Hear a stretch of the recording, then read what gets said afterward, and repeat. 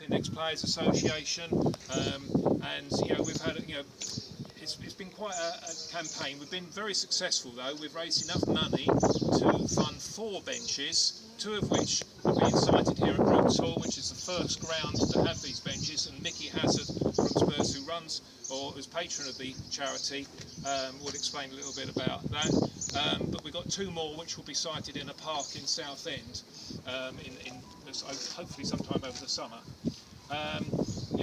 It's all in memory sadly of Chris, who passed away in 2020 through committing suicide, and I think many of us will know somebody who's been touched with mental health issues. Myself, I have a dear friend, Adrian, and his sister and brother-in-law are here today. We suffered that last year. Adam, who is a Southend fan, who lives in North Wales and has come all the way from there today, so not a bad effort. He sadly, knew somebody who succumbed recently as well. So it's all about raising awareness for that issue. And without further ado, I'll hand you over to Mickey, as a former Spurs guy, who runs the charity, and let Mickey speak to you about it. Hi everybody. First of all, thanks for coming. I know a lot of you have already heard me speak, so I don't really want to repeat myself. It's an incredible charity, it's an incredible cause. We're saving lives. I don't think there's a better gift than life. The more of these that are out there, the more lives we save, the more gifts we give, not just to the people who we save, but also to the families left behind. Coming from a family that was left behind when my 23-year-old nephew we came home and he was hanging, and I played a part in helping take him down. And I'll never forget the last words that he, often they don't, but he sent a text message to his mum and dad, and I think this sort of gives a clue to the mental state that they're in. And this message said,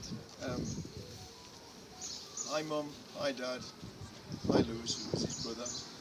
He said, "I know you're going to be broken-hearted when you find me." He said, "But it'll only last a little." And they mean it with all their hearts. They mean it that life will be better without them. But I can tell you and rest assured, life is really worse without them. If only we could portray that message, and that's the message that we're saying, talk, because we will let you know exactly what you mean to us, and we'll save your life.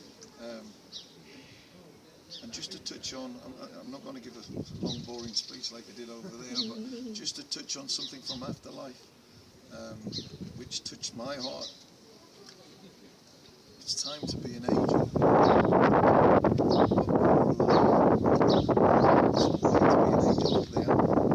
Down here, we can be an angel. We can save so many people. The more angels that we have down here, the more people's lives we can save, and lives that we can make better. I'll leave you with that, because I don't want to indulge in lots of what I've spoken about over there, because most of you were there. But let some of the words that we just said, the world needs angels, let's supply it with plenty. Thank you. Thank you. Now we have Yvonne and Adam, Simon, Sean, and you. Because you look a good and nice little boy. I like you a lot. So you come and help your dad do it, yeah?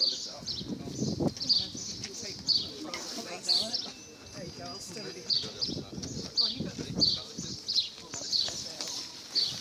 one's a bit tighter.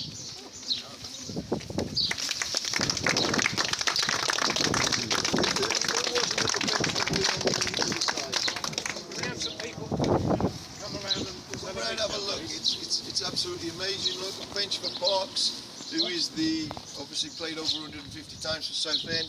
This is the got a picture of Parks, QR code. If you click on it, take it home, you can watch a video and pictures of Parks' life at Southend and elsewhere.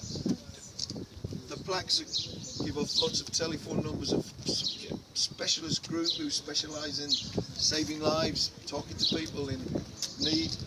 Someone is always listening. It's a message that we want to send worldwide, because someone is always ready to listen. Someone is. Solar panel, that attracts the sun, so it keeps the bench lit up throughout the night. when it runs out at about 3 o'clock in the morning, we have a battery operated generator on the back. It's not a generator, but we call it that just because it simplifies it.